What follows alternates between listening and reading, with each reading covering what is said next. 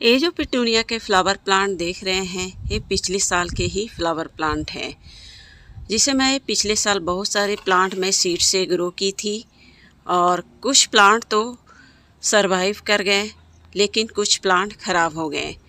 तो welcome friends, आप सभी का स्वागत है फिर से एक नए वीडियो के साथ।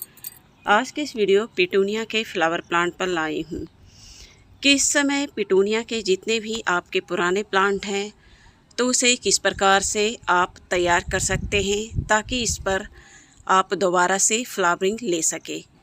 और इस वीडियो के माध्यम से ये भी बताने की कोशिश करूंगी कि किस प्रकार से मैंने इस पिटूनिया के फ्लावर प्लांट को सेव की। वो सारी बातें इस वीडियो के माध्यम से जिक्र करने की कोशिश करूंगी और कुछ वर्क भी करूंगी ताकि दोबारा से इसमें अच्छी फ्लावरिंग ले सकूं।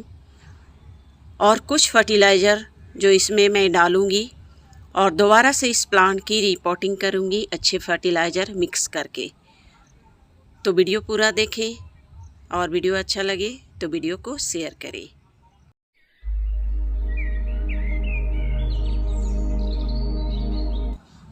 तो अभी चल रहे हैं अगस्त का महीना और इस समय देख सकते हैं जो भी मेरे पिटूनिया के प्लांट बचे हुए हैं उस पे आप अच्छी फ्लावरिंग भी देख रहे हैं।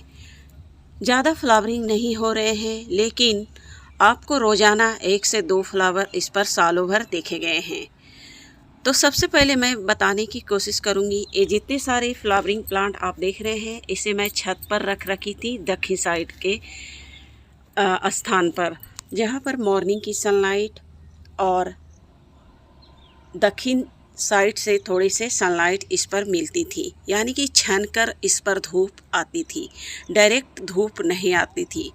और जितने सारी मैं फर्टिलाइज़र सभी प्लांट में डालती थी वो सभी फर्टिलाइज़र मैं इसमें भी डालती थी और वाटरिंग भी सही ढंग से करती थी, यानी कि रेनी सीजन हो समर सीजन हो सभी सीजन में ये प्लांट पूरे छत पर रखे हुए थे। और अभी देख रहे हैं इसमें भी अभी कुछ मात्रा में फ्लावरिंग हो रहे हैं और जैसे जैसे फ्लावरिंग सूखते हैं इसमें सीड पॉड भी तैयार होते रहते हैं। तो पिछले साल मैं इसके सीड भी बहुत सारे कलेक्ट की हूँ। आने वाले वीडियो में सीड से फिर से दोबारा से आपको ग्रो करके दिखाऊंगी, या फिर आप अगर इस समय ग्रो करना चाह रहे हैं तो मेरे पिछले वीडियो को आप सर्च करके देख सकते हैं, उसका लिंक मैं डिस्क्रिप्शन में डाल दूंगी। यानी कि ये बिल्कुल क्लांचोदैंथस की तरह परमानेंट प्लांटों की तरह एक पिटूनिया भी है जो परमानेंट प्लांटों की गिनती में आ गए हैं। अगर कुछ केयर कुछ ध्यान रखें तो आप सालों भर इस प्लांट को अपने गार्डन में रख सकते हैं और अच्छी फ्लावरिंग ले सकते हैं।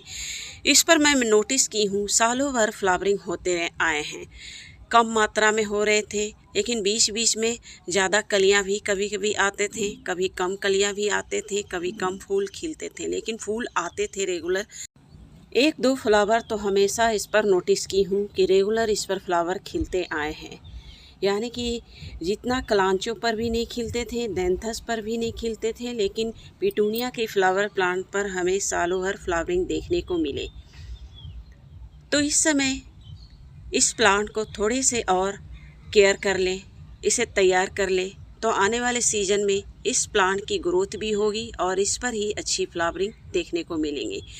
तो सबसे पहले जितने भी पिटूनिया के फ्लावर प्लांट हैं उसकी थोड़े से मैं प्रूनिंग करूंगी। जितने सूखे ब्रांच आप देख रहे हैं, सूखे पत्ते हैं, उसे मैं कट करके हटाऊंगी और जितने सारे ग्रीन लीव्स हैं उसे मैं रहने दूंगी और इसकी रिपोर्टिंग भी करूंगी।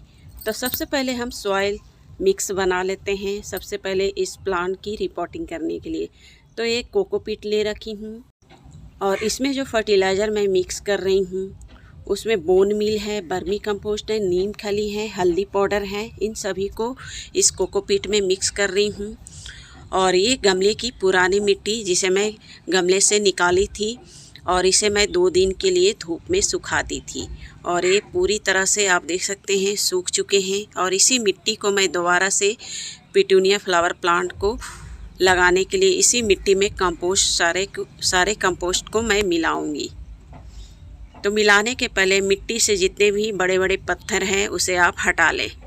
तो मिट्टी तैयार हो गए हैं उसके बाद मैं जितने भी सूखे ब्रांच हैं, सूखे पत्ते हैं, उसे मैं थोड़े थोड़े कट कर दे रही हूँ ताकि इसे ज़्यादा से ज़्यादा एनर्जी मिल सके लीव्स ग्रोथ में और इस प्लांट में कलियाँ और फूल देखे जाएं। सबसे पहले इस समय इस प्लांट की लीव्स ग्रोथ की आवश्यकता पड़ेगी ताकि ये प्लांट थोड़े से और घने हों। जितने भी सूखे पत्ते, सूखे लीव्स हैं, उसे मैं रिमूव कर दे रही हूँ और इस फूल को भी कट कर दे रही हूँ। और ये काम सभी पिटूनिया फ्लावर प्लांट पर करूँगी। इस समय चाहे तो इसकी आप कटिंग भी लगा सकते हैं। जितने भी कटिंग आपके निकलते हैं, इन सब की आप कटिंग से भी ग्रो करके देख सकते हैं। इस समय कटिंग लगाने के लिए मिट्टी, कंपोस्ट, सैंड का यूज कर सकते हैं।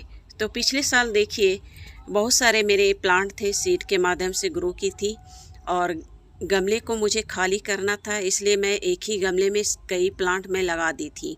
ये देख सकते हैं एक ही गमले में 4 से 5 प्लांट लगे हुए थे और इन प्लांटों को निकाल कर अलग अलग गमले में शिफ्ट करूँगी और जो मिट्टी मैं बनाई हूँ उसी मिट्टी को फिलअप कर रही हूँ फ़िलहाल। और इसे मैं पूरे रेनी सीजन में छत पर ही रखूँगी ताकि इसमें बारिश का पानी मिलने से और इस प्लांट की ग्रोथ तेज़ी से हो।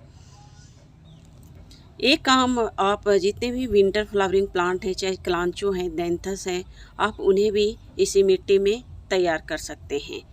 उन सभी प्लांटों की रिपोर्टिंग इस समय कर लें रेनी सीजन में, या फिर कटिंग लगा लें तो आपके कटिंग भी लग जाते हैं और इस प्लांट की रिपोर्टिंग जो करते हैं उन प्लांट की ग्रोथ भी तेज़ी से होती है। तो मेरे सभी प्लांट लग चुके हैं, ये देख सकते हैं। सभी प्लांट मैं अलग अलग, फ़िलहाल मैं 3 गमले में इस प्लांट को मैं लगाई हूँ, अलग अलग पॉट में शिफ्ट कर दे रही हूँ और आने वाले सीज़न में इसका अपडेट मैं समय ब समय आपको दिखाते रहूँगी कि किस प्रकार से चल रहे हैं पिटूनिया के फ्लावर प्लांट।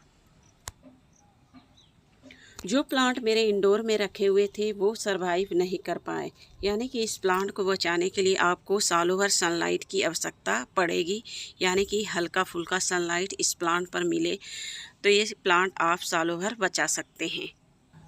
तो फ्रेंड्स, मिलते हैं फिर नेक्स्ट वीडियो पर, तब तक के लिए धन्यवाद।